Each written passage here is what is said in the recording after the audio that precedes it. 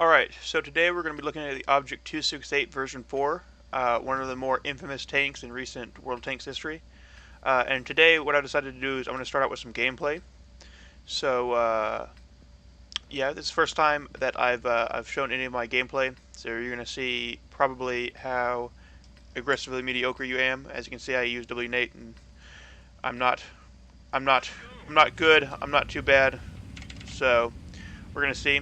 So you might note that this tank got recently nerfed, but its playstyle didn't change too much. The biggest nerf was to the mobility. Its armor got nerfed. Oh, and also to the gun handling. Its armor got nerfed, but the nerf to the armor wasn't. It didn't do a whole lot, and I'll kind of explain to that why when we get to the armor section of the video. But what I'm going to do is, because even though I'm a tank destroyer, because I'm more of an assault gun, I'm going to go up here with the heavies, and I kind of wish we'd gotten a slightly better map. This map is okay, but it's kind of a mixed bag. If I play the tank the way I feel it should be played, there's certain things that can go wrong, and we might die pretty quickly. The Type 5 Heavy is an especially big concern, as well as just they have some large guns and some accurate tanks, but it looks like we're going to make it over here to the spot that I like. We might take a hit from the Object 140. Yeah, fine. Our fuel tank got hit because I'm using rations and not a fire extinguisher. I'm going to go ahead and repair that, so that because if it gets hit again, I'll be set on fire, and that will be extremely bad. So this IS-7 is in a pretty good spot. I can't really challenge him because he can hit my weak point on top of the tank if I run up there and hide my lower plate.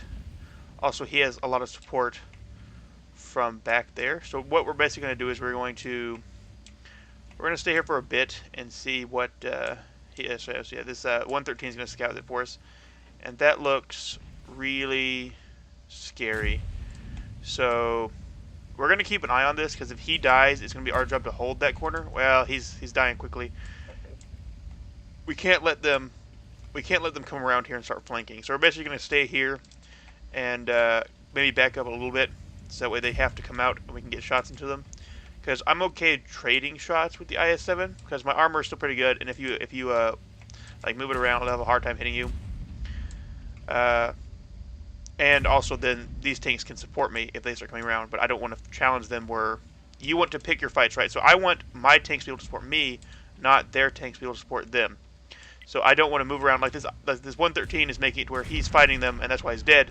He's fighting them where their tanks are able to support them, and he's just taking too much fire. But if I back up like this, and I wait for them to come around the corner, like this guy is, then my tanks can support me, and it's much more in favor of me.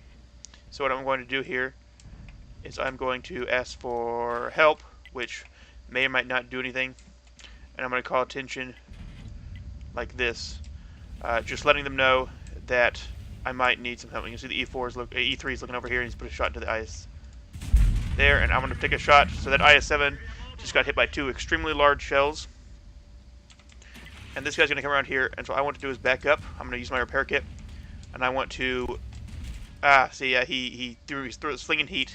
People will sling heat at you a lot in this tank because they're really scared of it, because again, like I was saying, it's pretty infamous. But he's used all of his shots. I took 1 hit, but we definitely wounded the IS-7 quite a bit, and the T-57 Heavy is hurt as well. So again, in this tank on this map, you're playing kind of like a heavy. So honestly, the game isn't really down to what we do. It's going to be down to the mediums and who wins this side, and how the attrition war that goes on with the tank destroyers. If we get more kills or their team does more stupid things.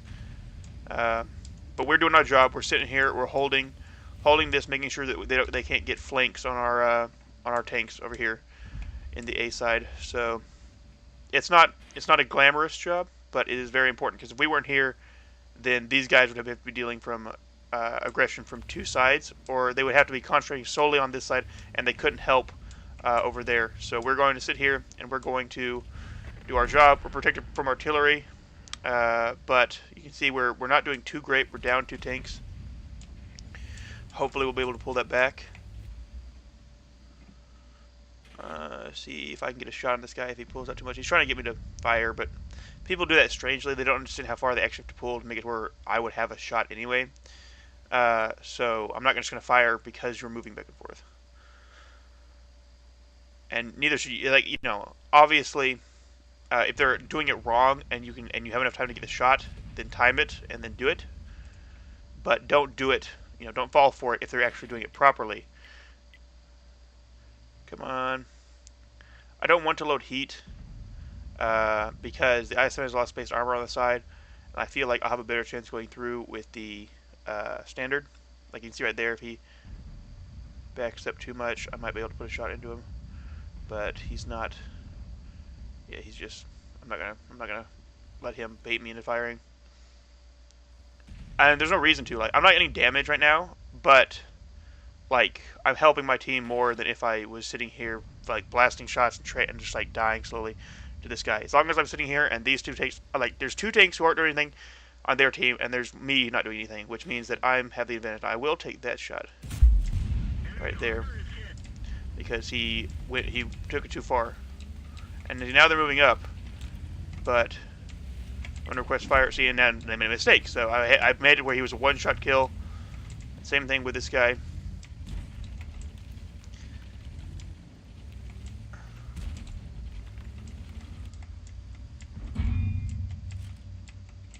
Push him back. I didn't get the shot in there, but that's fine. So you can see we're outplaying these guys. The IS-7's dead. I was able to put the shot into him, made him a one-shot kill, and then he came around the corner and got killed by my teammates. And it's all going well. Now then, if we look over here, it might be time for us to push because these guys are all getting low. So what we might do here is we might perform an action to see if we can actually start doing something to bring this back into our favor. So we're going to back up, and we're going to move in here, and we're going to take him out. We got his weak point. Now we put ourselves in a precarious position because we don't want to be here, and he might kill us. Oh, he bounced to that shot. Okay, nice. If he gets one more into us, nice. Okay, we bounced the other one. So that was close. We took a little bit too much damage, but now he's expended all his shells. We're going to see if we can get that Type 5 heavy.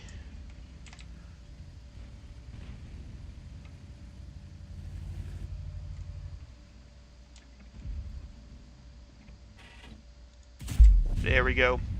Taking out dangerous tanks. Hopefully we can turn around here fast enough. Oh, he got into us, but it wasn't enough. Ah, he got us, though. Yeah, so that was the T-57 Heavy, of course, was spamming heat. So we were not going to block too much, but we put our team back ahead because we allowed to we killed the Type 5, but so we might win this, we might not. It's kind of up in the air, but I think we did a very good job considering what we were up against.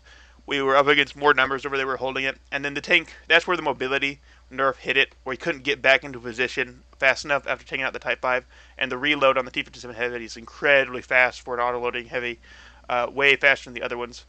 I'll probably review that tank next, I think, because it's just such a beast with its like DPM compared to the other auto-loading heavies. And of course, he was just spamming heat, which people do. People will spam heat at you all day with in this thing, because it's honestly the tank that you need to because of the way its armor works. And again, we'll show that. So and you can see now, as soon as we died, this flank became like we're losing it. But it's still 7-7. Sadly, their top player, their Object 140, is still alive, and ours died. But we're gonna see. I think we'll probably play another game instead of watching this. Although it is fairly interesting. You can see that was pretty nice shots by these two grills. We're not even able to platoon, but they're working together, focusing targets. Pretty nice teamwork. But of course, this is a review of the Object 268 version 4, so we're going to go back and play another game in the Object 268 version 4. Well, we can't play a game in the Object 268 version 4 because it is in battle, and I know that. So what we're going to do while that's in battle is we're going to talk about the tech tree real fast. So the Object 268 version 4 tech tree is one of the more fun ones. It's the Russian tank destroyer tech tree with splits, but we're going to go on the bottom one.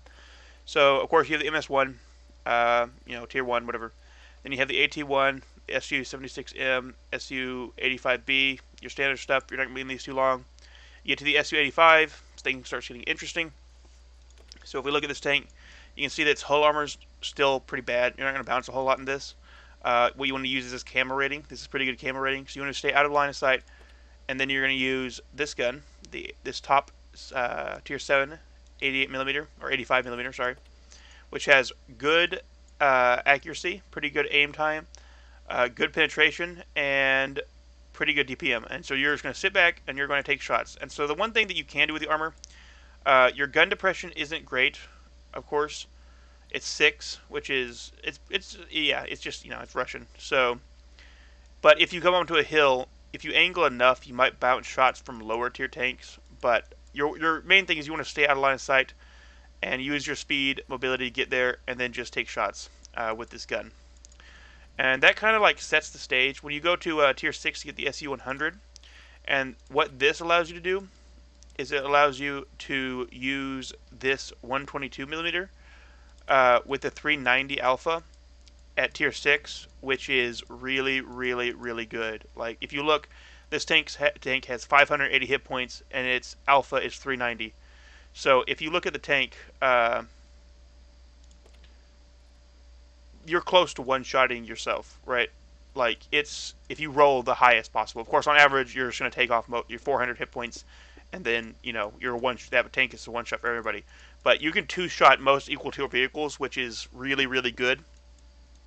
And again, you have slightly more armor. You have 75 in the front, so you can bounce lower tier stuff. But again, it's mostly about this concealment, the mobility, and this really, really big gun that allows you to just wreak havoc on your opponents. Now, of course, with the big gun, you do not have the accuracy. Hey, okay, so we won that game. Let's take a look at how we did real fast before we continue.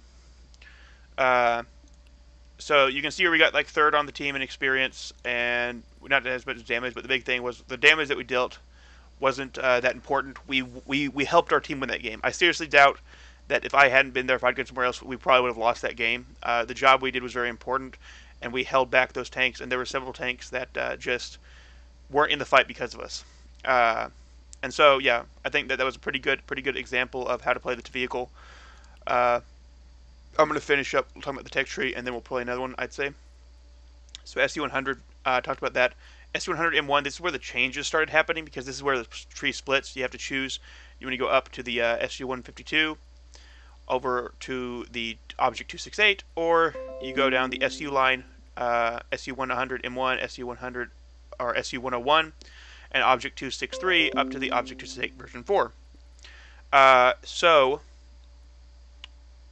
the SU-100M1, and this is where the changes go. Before, these tanks were all kind of similar in that they had no armor, and they had accurate guns, and you stayed back like the previous tanks. Now they changed it where this has 140 millimeters of armor, and this allows you to use this big gun with 212 millimeters of penetration at tier 7, which is good, really, really good. Good aim time, so good at gun handling, and mediocre accuracy, and then you brawl like the 268 version 4. And you get up there, and people, because like all the focus has been on the 268 version 4, and in general tier 10 tanks just always have more focus on them. The tanks in this line are still insane. Like this vehicle is crazy. You bounce a ton of stuff because with these angles. 140 millimeters of armor is really insane, and your mobility is still pretty good. And you still have some camera rating, but in general, because of your accuracy, you want to be brawling with this vehicle. You see this, yeah. So it's just the way it works. You move up to tier 8. You have the SU-101, and it's a pretty similar story, except now you have the big gun, and the big gun gives you 440 alpha, which is pretty insane. And you still have the armor. I'd say the armor of this is slightly worse tier per tier than the tier 7, but your gun allows you to trade slightly better because of your penetration at 258 at tier 8, which is very good, and 440. So you can really trade well because of you can bounce shots reasonably well, and your damage is so high. And then we go up to the Object 263, which was the tier 10 before they switched it around, and was one of my favorite tanks. But of course they got rid of it, and that's just something you have to deal with. But this tank is it's different than it was at tier 10. It kind of fits more into the role of the new tanks, because before it was very accurate and had very good armor, and but now it's a lot less accurate. Its gun handling is still good. You can see you still have 201 aim time, which is very impressive, and its armor is very good still. It's just more they took away its ability to like stay back and snipe, which is what it kind of did before. And now it's more of a brawling tank. Uh, so yeah, you can see the gun here is let me bring it up. So 270 millimeters of penetration at tier 9 is pretty good. 550 alpha. So and yeah, so what you basically you brawl with it, like same as all these. Now the big thing about this tank that the rest of the tanks on the line don't have is an open turret, and what that means is that Artie will shit on you so hard if you get hit. Like when this is at tier 10, you got hit with Artie, you were done. Like it was basically because no one. It was a really rare tank, and the line was so badly made, except for the tier 10, that no one played it, and no one cared to go up for it. So if you did get it, no one knew how to fight you, right? Except for like veterans of the game that had played a long time and seen this tank a few times. Uh, and so people would just like I don't know, they would try to shoot you like in the lower plate when like it's still pretty thick, and also if you hit it, they really didn't know what to do, right? They had no idea how to kill you, and so you'd be pretty invincible unless you got hit by Artie, and in case like he would take off half your hit points or just insta kill you. There's times where you're full health and then Artie slams his shell into you and you're just dead, which was very annoying and happened a lot, and that's why I hate Artie. That and the Hellcat. Any open top. You play an open top tank destroyer, you will understand people's loathing of Artie because it's just absurd. Uh, but of course now this is the tier 9. I'd say it still probably has the problem, but it's a very good tank.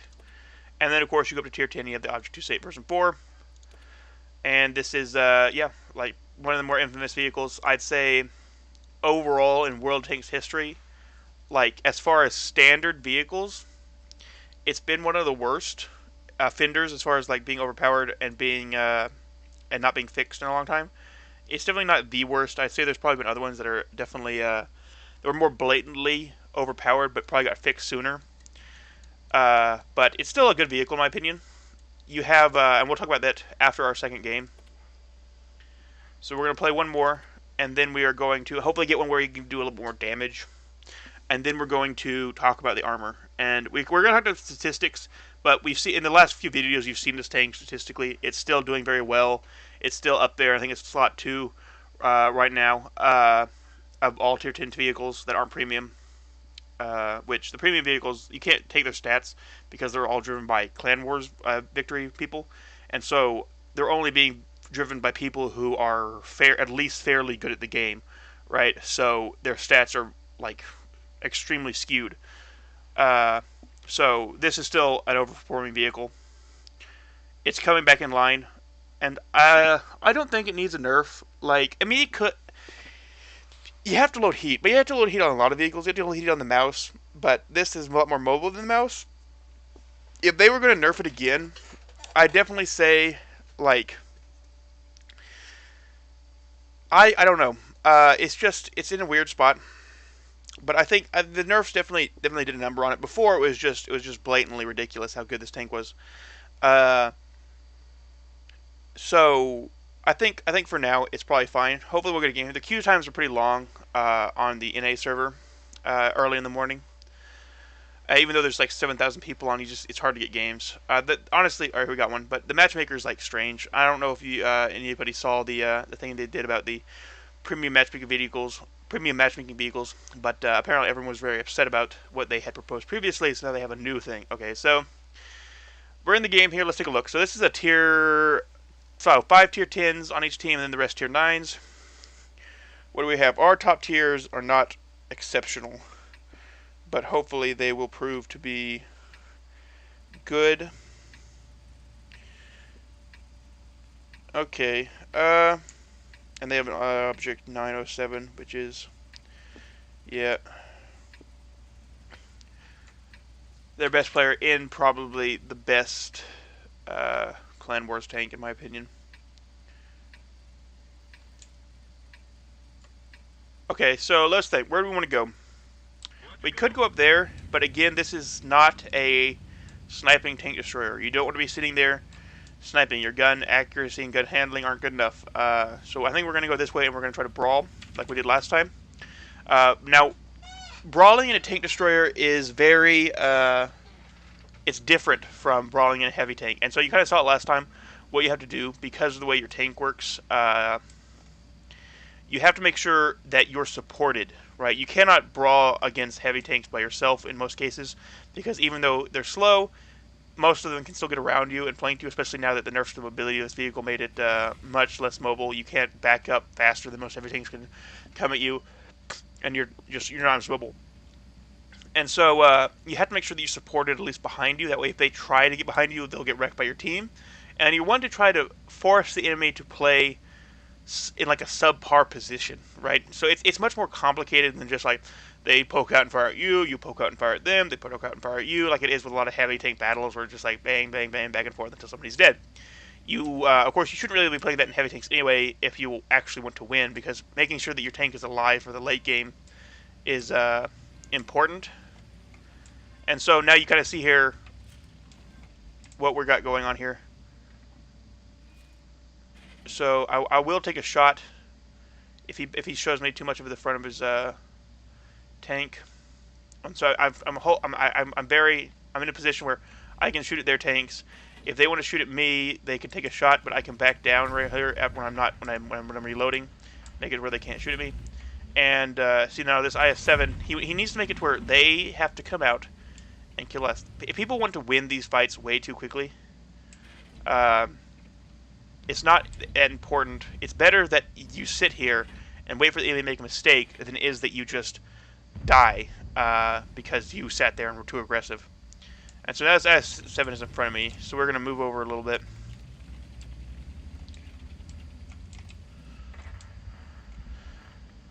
And so you don't usually get positions like this in Russian tanks where you can actually go hold down. And man, I didn't want to take that shot. It was a little. There's too much area on those tanks where that will just auto bounce. And my presence here is more important. Same where our team is just so. The best thing, see, so I'm trying right now. I'm trying to think: is there anything I can do to persuade my team to? There we go. That was a nice shot into the E100 right to the front.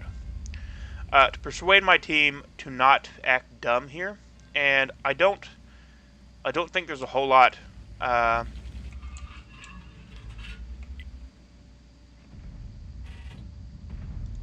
going to put one into the E75. Nice. We're doing some damage.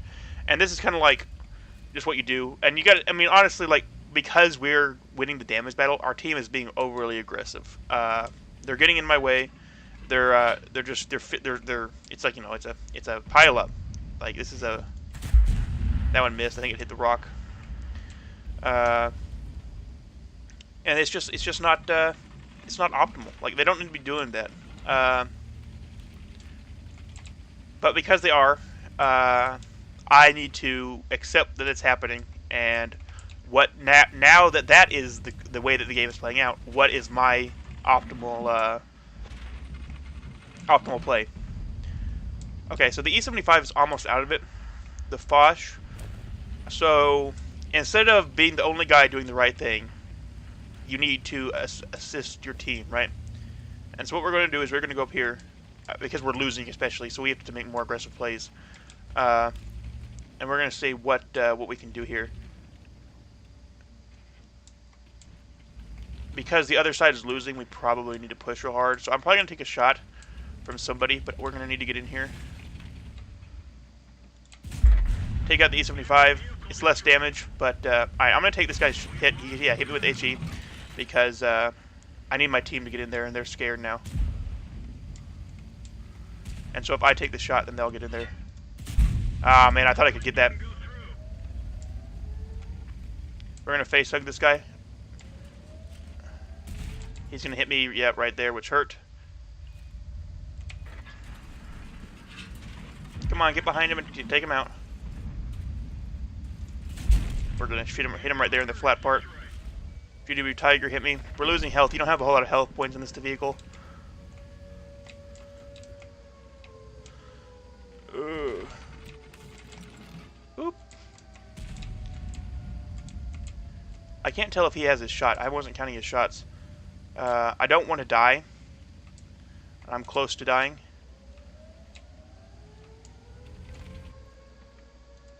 We're going to take him out. They're capping our base. This is a loss. Our team didn't do good enough. We won this side, but we won it too late. And now you can see they're behind us and they're going to kill us. So we did our job. It's just that, again, this isn't a medium tank. You can't carry games like you can in medium tanks. And also, it would have been hard for any tank to carry us in this game. That side died so quickly. The upside, the north, died so quickly that there wasn't a whole lot to do. But you can kind of see what I'm talking about when you're playing this tank, right? Making, and this kind of goes for a lot of vehicles, a lot of the assault gun vehicles. Although this one definitely exemplifies this row more than most, because you're so fast compared to compared to the E3. Like the E3, so what you do is once you've done your job, you can clean up faster and you can get across there. So honestly, if I had to say what mistake I made that game, it was probably we had too many people there. I should have gone to the other side, but I was doing damage, and so that kind of like me. Oh, I'm getting shots in here. We're winning. Let's keep pushing. But I should have gone and supported the other side. Because they were losing, of course. Now, they died really quickly, so I don't think it would have made much difference had I been over there. Because especially this tank is much worse at fighting medium tanks, because they can actually get behind you, and then once they get behind you, you're just done. And they had a lot of good medium tank players. So that one was kind of like written in stone, but I still should have said, okay, so what can I do to help my team the most? And I looked over there. Because winning is what you're trying to win the game, right?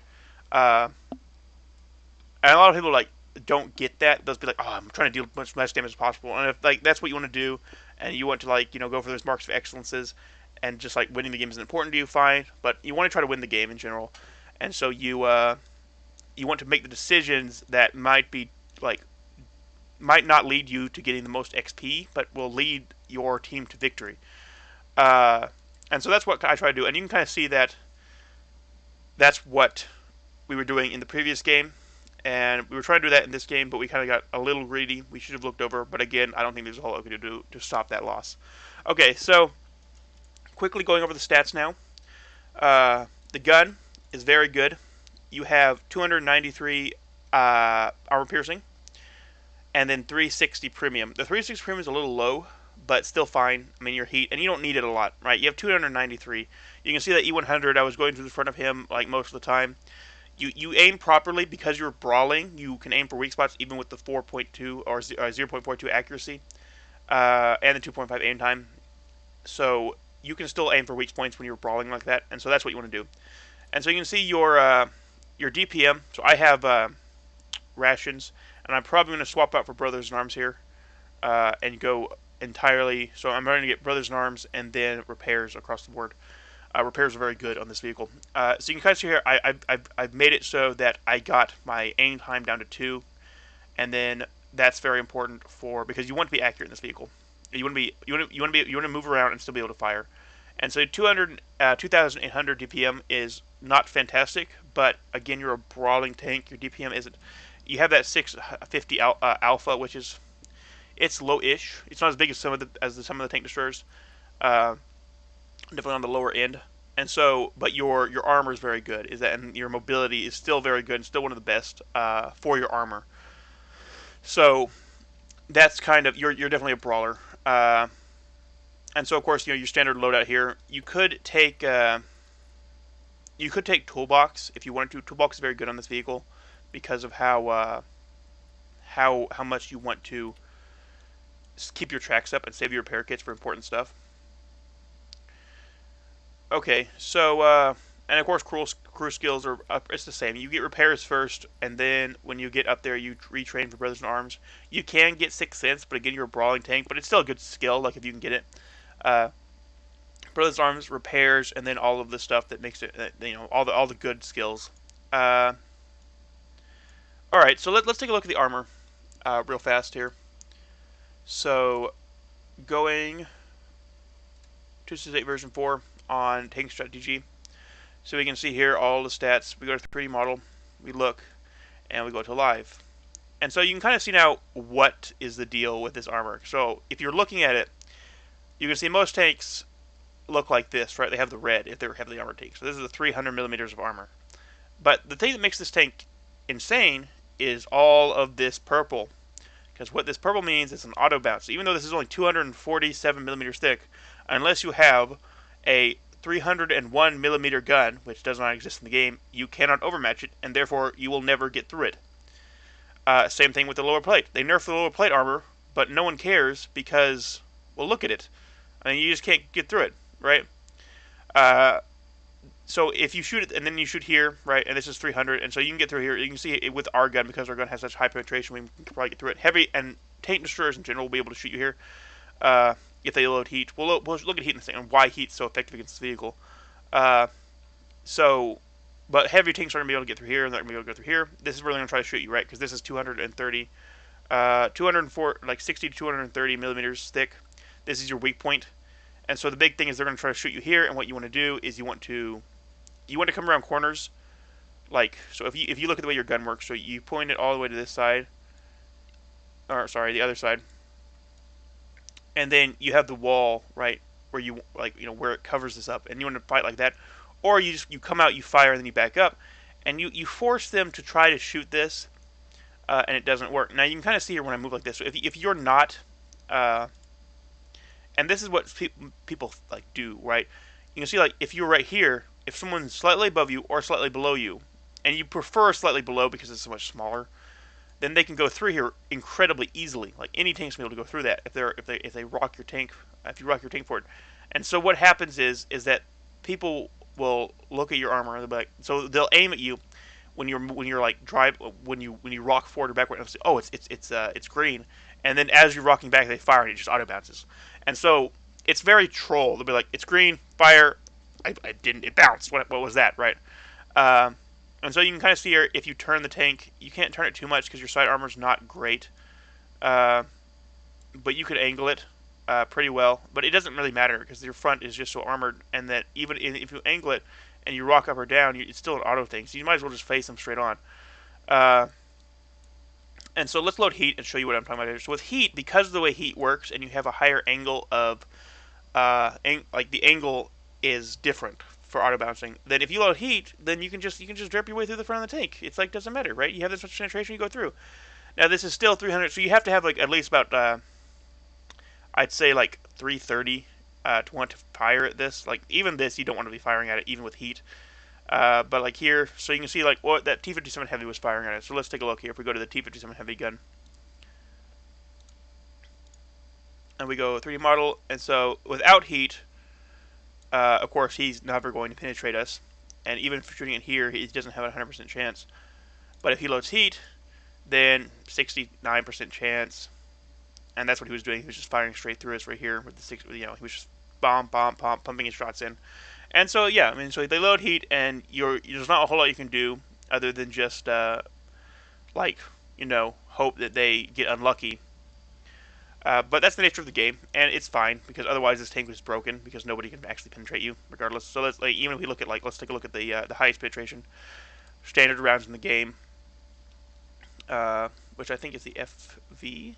Is that right? This is 310 and this is 290. Yeah.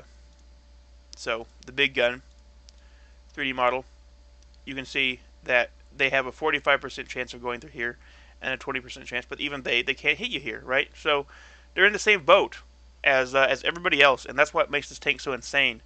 Is that is this upper plate being an auto bounce and this lower plate being an auto bounce, and the side armor being an auto bounce, and it's just like so. If you don't hit here, you bounce. And now, of course, you can't ever match this part because it's only 55 millimeters thick, but it's only like there's only this is like the only tank in the game that can do it. So that's only an issue against this, and even that's like, I guess if they hit you there, they do, but it's such a crapshoot. It's like ridiculous. And so the thing is, do they want with this big gun? Do they want to try to hit you here? And what they're going to do is just going to load HE and they're going to fire at you because that's what they do with the Hesh. But you can see like they have to load heat because otherwise you're just like too much of a menace. And over angling is kind of a deal. Now you can kind of see here that it's only the front part, right? The back part, your angles are good, but your tank traverse is so low that it doesn't matter a whole lot. Okay, so finishing off here, we're going to look at the statistics real fast. And we can see if we go down to tier 10 and we go down to non-premium that, oh, it's actually dropped below the Object 430U, which was one of the other tanks that we reviewed. But it's about the same. You can see that. Still very good. If we take a look at the statistics here, you can kind of see how it's been going. The frequency of occurrence is up. Most has gone down. The lifetime has actually gone up a little bit, which is strange because people are probably playing it less aggressively. Battle duration has gone up because you're not winning the game so quickly. Mileage has gone down because you're dying quicker. Survived is about the same. It's on an overall downward trend, and so is win rate on an overall downward trend. So it's still a good tank in my opinion. But it's not nearly as overpowered. It used to be like 57%. It was just blatantly ridiculous. Like, yeah. So I mean, I'd be so it might drop below a couple more, but right here's about where I'd stay. And of course, these are subject to changes. They might, but the point is that it's not. It didn't get nerfed into oblivion. It's still like a very good tank. If you look, the majority of tier 10s are below 50% win rate. So you can kind of see here. You can go and go. So yeah. Being at almost 53 is just really good. And that's pretty much everything to say about the vehicle. I mean, it's a fun vehicle, and the lineup to it has gotten a lot of fun. So if you want to go for this tank, I'd still say it's a good tank to go for. It's got like a pretty unique playstyle in the way that it works because it's kind of like a cross between like an E3 with its armor, just that really thick, hard to kill armor, but you have mobility. You still have mobility, which allows you so much. It's just that's what makes the tank great, right? Its gun is like it's got an okay gun, fine, but that ability that almost 18 specific power with a 50-kilometer top speed you can get places, and then you have that armor, which people have to load heat, and if they don't load heat, they're going to have a hard time. They're not going to do it right. They have to hit you here if they don't load heat, and people don't want to load heat. Well, some people do. Some people they start the game with heat, and those people are going to penetrate you, but. I mean, most tanks get penetrated with heat. You're in a position where I'd say against heat, you're still fairly good. Like you can see if they shoot at you, unless they shoot you in the very correct spots, they still have a 100% chance to hit you. You bounce a lot. You bounce a lot in this game. I think in both games we bounced almost 2,000. In this game we might not have. What did we bounce? We didn't. Yeah, we didn't bounce that much, but in the previous game we did. And so that's pretty much everything with the vehicle. So this is the first time I did gameplay. Let me know how you feel about that. You like the gameplay? Again, I know we've been getting like a few views, which is to be expected. But I would really appreciate if people commented and told me what they liked, what they didn't like, what they want to see. And again, if you have a video of gameplay where you did very well in a vehicle and you exemplified what other people should do in the vehicle, then go ahead and like put a link to like the WoT replays in the comments, so that way I can check it out and maybe like show it. Because again, I'm aggressively mediocre, and there's only so much that I can.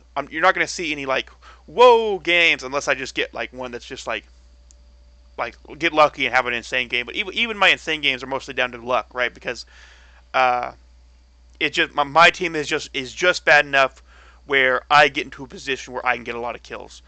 And in general, you don't want to be playing for that. You want to be playing to win, right? You want to be playing to help your team the most possible. And so I think that this is one of those vehicles that you play it right and your team will benefit from it. If you think this tank is overpowered and I'm going to rush the enemy team, then you're going to lose. And then your team is going to lose because you played idiotically.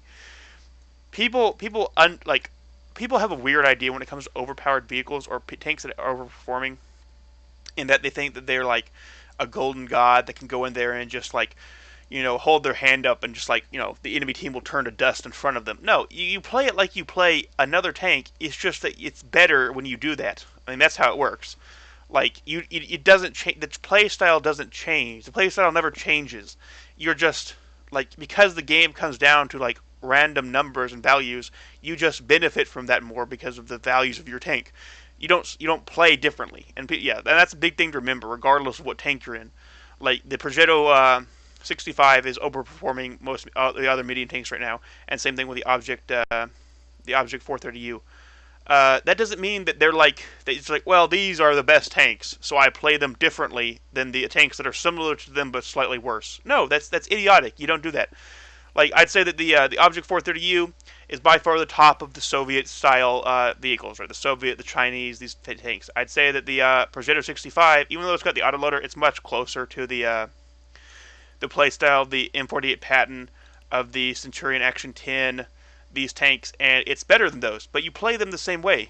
You play all those tanks very similarly, and the Progetto 46 will be better because it's overperforming, but you don't play it differently. And so I think that's about everything I'm going to talk about in this video. So let me know what you liked, what you didn't like. I'd appreciate more comments is the big thing. So if you watch the video, please comment if you have the time. Tell me what I did wrong. Tell me what you liked. Tell me what you'd like to see, and then what other tanks you'd like to see. I think, like I said, we're going to talk about the T-57 heavy tank next. It's a beast. It is. It's very, very good. All right.